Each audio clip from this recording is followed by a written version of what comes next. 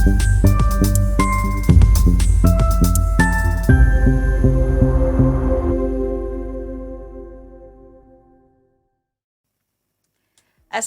teman-teman, selamat datang and welcome back to my channel dengan saya Fidrianingsi. Apa kabarnya hari ini? Khusus bagi teman-teman yang saat ini belum mengikuti UAS UO, berikut saya akan kasih gambaran kepada teman-teman apa yang harus teman-teman persiapkan untuk bisa mengikuti pelaksanaan SUO dengan baik.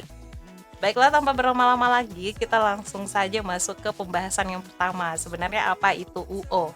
UO atau ujian online, atau bisa juga kita sebut dengan SUO atau sistem ujian online, adalah salah satu skema UAS yang dilaksanakan oleh UT secara online melalui aplikasi komputer. Sekilas memang terdengar sama dengan THE, cuman bedanya kalau UO ini lokasinya sendiri itu ditentukan oleh panitia pelaksana ujian atau admin UPBJJ UT masing-masing, sedangkan untuk THE itu bisa kita kerjakan dimanapun tanpa pengawasan ya. Adapun beberapa alasan kenapa diberlakukannya SUO ini, yang pertama adalah ketika teman-teman memiliki mata kuliah yang teregistrasi bentrok atau berkode G4, namun di dalam keterangannya pada saat melakukan registrasi tersedia UO, maka teman-teman nantinya supaya ujiannya tidak bentrok dan teman-teman tidak dirugikan, maka UT menyediakan UO ini sebagai jalan keluarnya. Alasan yang kedua, apabila teman-teman mengikuti UAS di luar jadwal yang sudah ditentukan, mungkin karena suatu kondisi teman-teman tidak bisa mengikuti UAS sesuai jadwal yang tertera di kalender akademik, maka dengan diadakannya UO ini, teman-teman bisa mengikuti ujian sebagaimana mestinya. Dan yang ketiga adalah kebijakan dari pihak UT sendiri. Dengan dilaksanakan UO ini, kemungkinan pemeriksaan ujian akan lebih cepat karena skor jawaban teman-teman pada saat mengikuti UAS itu akan langsung terekam oleh sistem. Oke, berikutnya yang tak kalah penting adalah persiapan UO. Yang pertama, teman-teman harus memastikan terlebih dahulu lokasi dan juga ruang ujiannya. Kenapa? Kalau teman-teman misalnya terlambat datang ke lokasi ujian dan teman-teman belum mengetahui mana yang jadi ruang ujiannya, takutnya nanti teman-teman tidak fokus ketika menjawab soal ujian. Apalagi bagi teman-teman yang mungkin tidak terbiasa mengerjakan soal-soal di komputer gitu ya.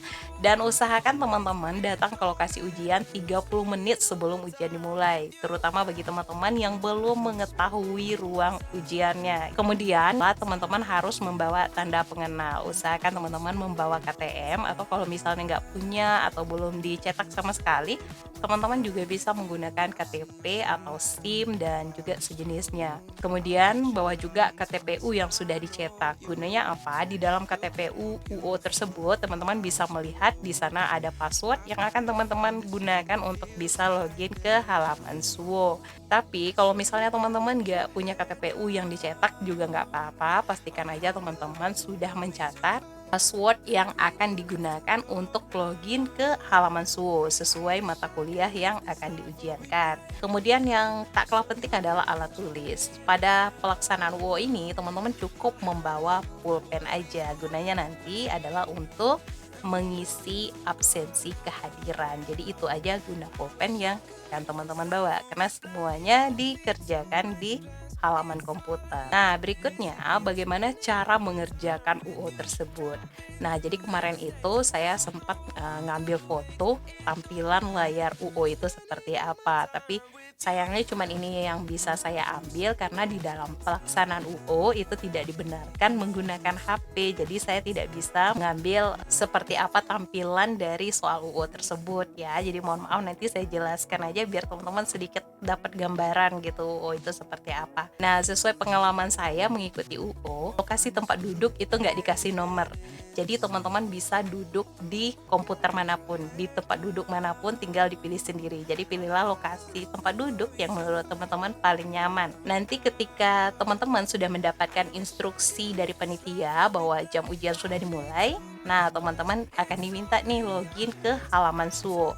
Jadi tampilan awalnya sudah seperti yang teman-teman lihat di layar saya ini ya. Pada nomor identitas ini teman-teman isikan dengan NIM masing-masing gitu. Nanti kalau misalnya NIM yang dimasukkan sudah benar, teman-teman akan langsung otomatis login ke halaman ujian online. Pada halaman ujian online ini akan muncul informasi mengenai data peserta ujian gitu. Jadi di situ ada nama, NIM, UPBJJ, dan juga data mengenai mata kuliah yang diujiankan, mulai dari nama mata kuliah, kode mata kuliah, jam ujian, dan juga jumlah soal serta jenis soalnya. Ada informasinya di halaman UO tersebut.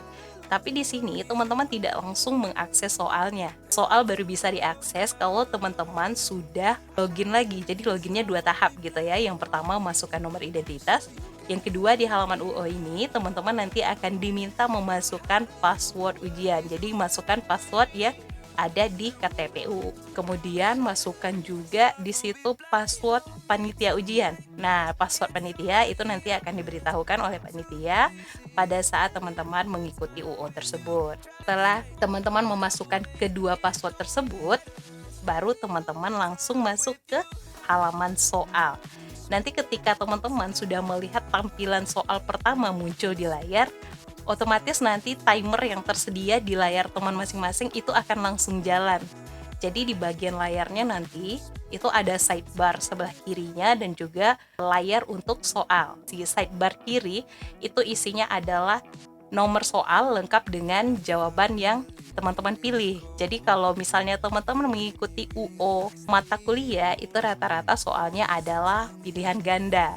Jadi nanti entah itu teman-teman memilih A, B, C, atau D, itu akan muncul di sidebar sebelah kiri. Di layar soal tersebut, informasi yang tertera itu detail banget. Mulai dari jumlah soal, atau sudah berapa soal yang berhasil teman-teman kerjakan, itu akan tertera di layar. Kemudian untuk soalnya sendiri, itu hanya akan dimunculkan satu soal.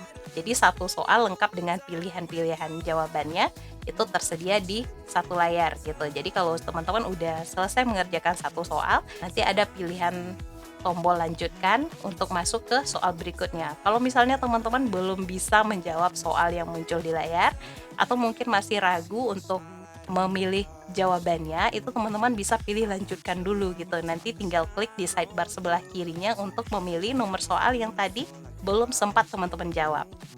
Nah, kalau sudah selesai, kalau masih punya waktu, silahkan periksa kembali keseluruhan jawaban ujian. Periksa sekali lagi, apakah teman-teman benar-benar sudah menyelesaikan seluruh jawabannya, atau mungkin ada jawaban yang salah klik gitu ya. Jadi pastikan sekali lagi. Dan kalau sudah clear, teman-teman tinggal klik tombol selesai yang ada di layar. Nanti akan muncul tombol konfirmasi, lalu teman-teman setujui. Kalau sudah begitu, maka akan muncul hasil ya. Hasilnya apa? Di sana akan muncul jumlah jawaban benar yang berhasil teman-teman jawab dari keseluruhan total soal. Misalnya soal ada 45, kemudian teman-teman betulnya 25, berarti nanti akan muncul jumlah skor benar adalah 25 dari 45 soal, seperti itu ya. Dan untuk menyelesaikan tahap ini, kalau sudah muncul jumlah skor benar seperti yang saya sebutkan tadi, selanjutnya teman-teman bisa klik tombol kembali ke halaman utama yang ada di pojok kiri atas ya, untuk bisa keluar dari halaman UO tersebut. Baiklah teman-teman, sekian gambaran mengenai persiapan dan pelaksanaan UO. Teman-teman butuh info apa lagi nih seputar ini? Silahkan tulis di kolom komentar ya. Baiklah, sekian dari saya untuk kali ini. Semoga bermanfaat. See you soon.